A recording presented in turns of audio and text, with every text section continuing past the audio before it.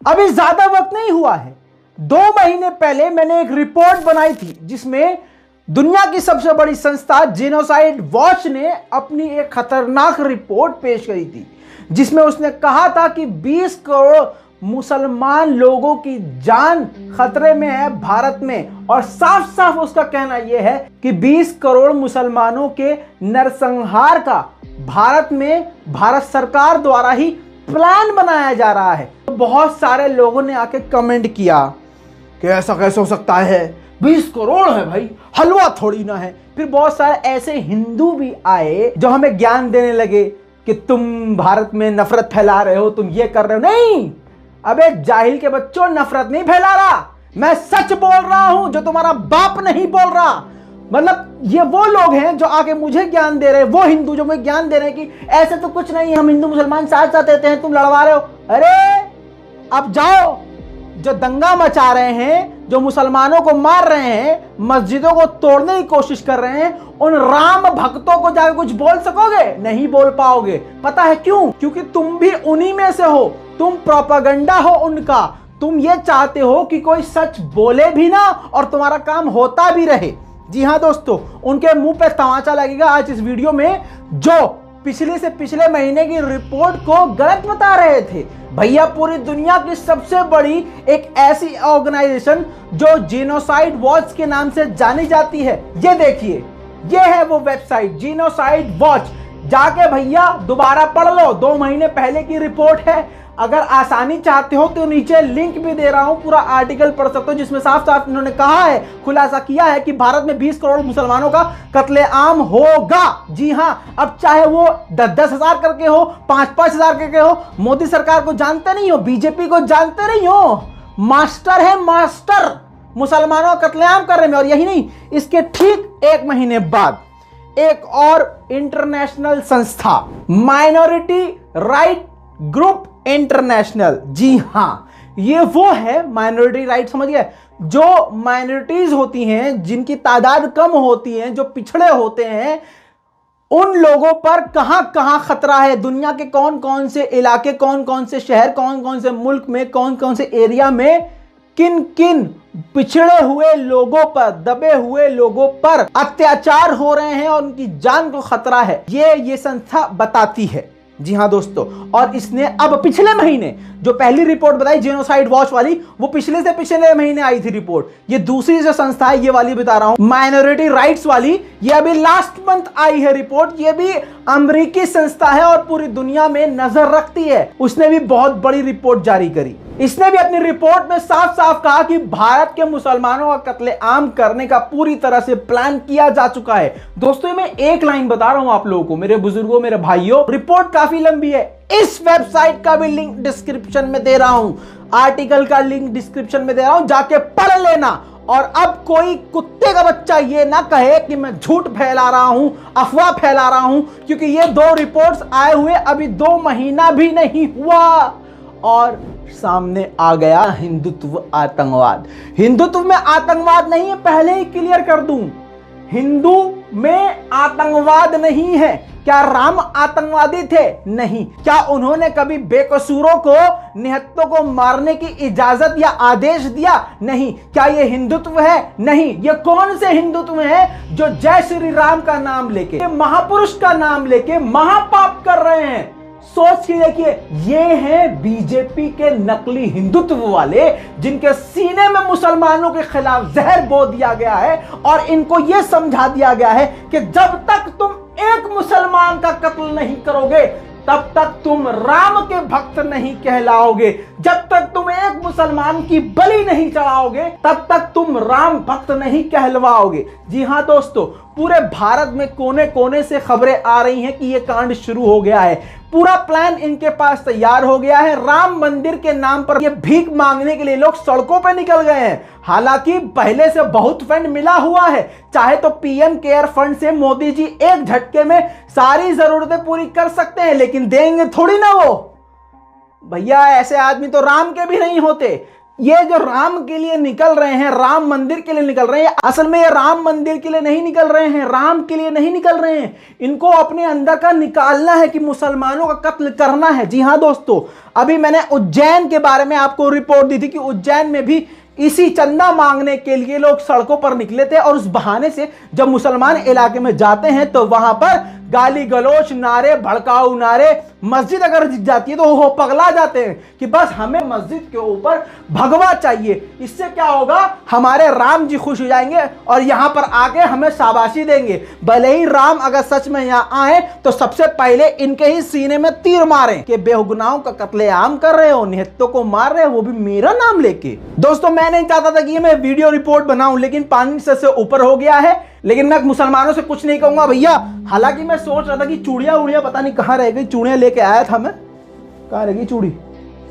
खैर समझ तो गए होगा, चूड़ियां देना चाह रहा था, लेकिन खैर मैं चूड़ियां भी नहीं दे रहा क्योंकि पहले बहुत बार दी हैं, लेकिन कोई फर्क नहीं पड़ा। ना ये जागते हैं, ना ये सतर्क होते हैं, ना इनके पास कोई प्लान है, ना ये कानून का सहारा लेते हैं, मतलब कुछ है ही नहीं इनके पास। तभी तो इनका कत्लेआम हो रहा है। अगर ये सच्चे मुसलमान होते, जिसका ईमान मूसल जैसा हो, उसको मुसलमान कहा जाता है। लेकिन आज हकीकत में यह है कि मुसलमान इतने टुकड़ों में बंट चुका है जिसका फायदा ये लोग उठा रहे हैं। अगर मुसलमान एक होता और आज जाग रहा होता तो ऐसा ये कभी ना कर पाते। सोच के देख लिए, जो मुसलमान कभी जंग से भागा ना हो, इतिहास ये रहा हो, क्या ये मुसलमान के ये वंशक हैं? क्या हम लोग मुसलमान हैं? नहीं। अरे मुसलमान तो वो होता है जिसकी गर्दन स्तन से अलग हो जाए लेकिन आंखें नीचे नहीं झुकती थी, जिसके जिस्म के टुकड़े टुकड़े हो जाए लेकिन उसकी आंख में आंसू नहीं आते थे। अरे अपनी गर्दन कटा लेता था लेकिन सर झुकाता नहीं था। ये मुसलमान हुआ करता था, है नहीं। अगर वैसे मुसलमानों में से सिर्फ पूरे भारत में 20 मुसलमान होते ना, खैर इनकी तो मैं बात ही नहीं करूंगा, बस मैं खबर आपको दूंगा कि भाई मामला क्या है। अब एमपी से कुछ वीडियो सामने आई है, पहले देख लीजिए।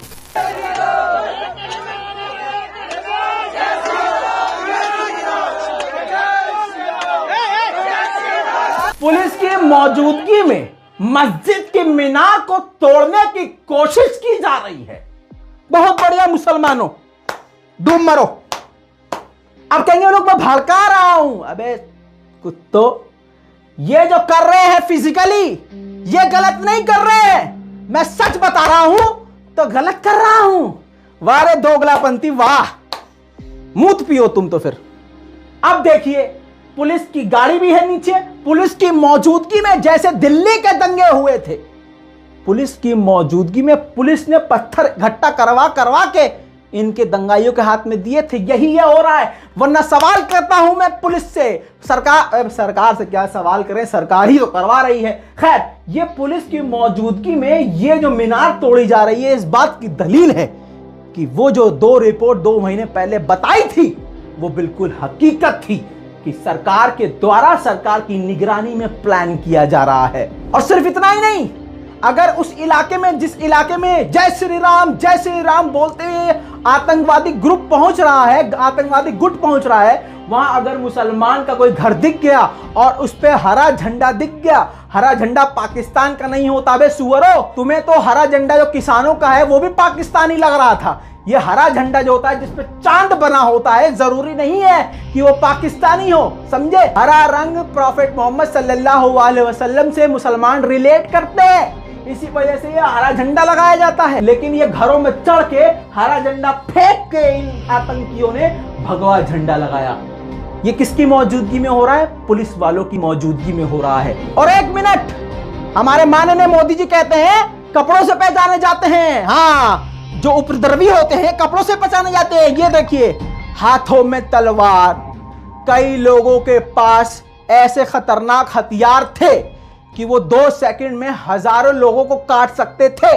ये अपनी आंखों से देख सकते हैं। और मैं चाहता हूं मोदी जी अपनी आंखों से देख लें। हमें मालूम है कि आप देख चुके हैं, हमें मालूम है ये सारा अमित शाह जी और माननीय मोदी जी का प्लान है, क्योंकि इन्होंने सपना ही इन लोगों को यही दिखाया था कि बीजेपी को जिताओगे तो हम मुसलमानों को टुकड़े टुकड़े करके यहां से इतना परेशान कर देंगे कि आधे को हम डिटेंशन कैंप में डाल देंगे और आधे को हम कत्ल कर देंगे, बचे कुछ हमारे पैरों के नीचे रहेंगे। यह है सबसे बड़ा प्लान बीजेपी का। जब बीजेपी के हालात बुरे होते हैं वो दंगे करा लेती है, समझ रहे हैं, ताकि ये लोग खुश हो जाएंगे, भड़ास निकल जाए कि हाँ भैया चलो किसान भले ही सड़कों पे बैठाओ। लेकिन मोदी जी ने, अमित शाह ने इतना हमें सपोर्ट किया कि इन कटमुल्लों को हमने मार दिया, काट दिया, बहुत अब चैन की नींद आएगी। अरे मरोगे एक दिन और तुम्हारी गर्दन खुद श्री राम ही पकड़ेंगे कि तुम मेरे भक्त कैसे हो सकते हो। जो कातिल है, कातिल इंसानियत का कत्ल करने वाला, ये देख रहे हैं हथियारों से लैस है पूरी तरह से। और जय श्री राम, पहले जय श्री राम के नारे लगते थे तो अच्छा लगता था, अरे राम के मानने वाले हैं भाई। जो पंडित होता है, राम वाला होता है, तिलक वाला होता है, वो यार हिंसा तो कर ही नहीं सकता, कभी ऊंची आवाज से बात नहीं कर सकता। पहले नारे लगते थे जय श्री राम, आज लगते हैं जय श्री राम। मतलब मैं ये इसलिए करके बता रहा हूं ताकि आप समझो फर्क को।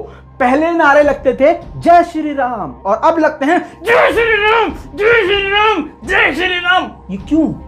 ये क्यों? इस चीज को समझो, समझो इस चीज को। आतंकवादी हथियारों के साथ, जो हमने 2 महीने से बार बार कहा, लोगों ने झुटलाने की कोशिश करी, सच विथ प्रूफ, हैंड्स प्रूफ। दोस्तों इसमें बीजेपी सबसे आगे रहती है, ऐसे कांड में बीजेपी सबसे आगे रहती है। कपिल मिश्रा दिल्ली वाले को आप भूले नहीं होंगे। ऐसे ही दीपालपुर में बीजेपी के पूर्व मंत्री, पूर्व नेता, पूर्व एमएलए पाटिल, जी हां सुनिए जरा ध्यान से, ये लोगों से क्या कह रहे हैं और लोग इनसे क्या कह रहे हैं। पहले ही बता दूं, सुनने की कोशिश कीजिएगा। हमें मस्जिद पर झंडा चाहिए, सुनिए। हमारा सामने मस्जिद पे झंडा चाहिए हमको ऊपर हमारा।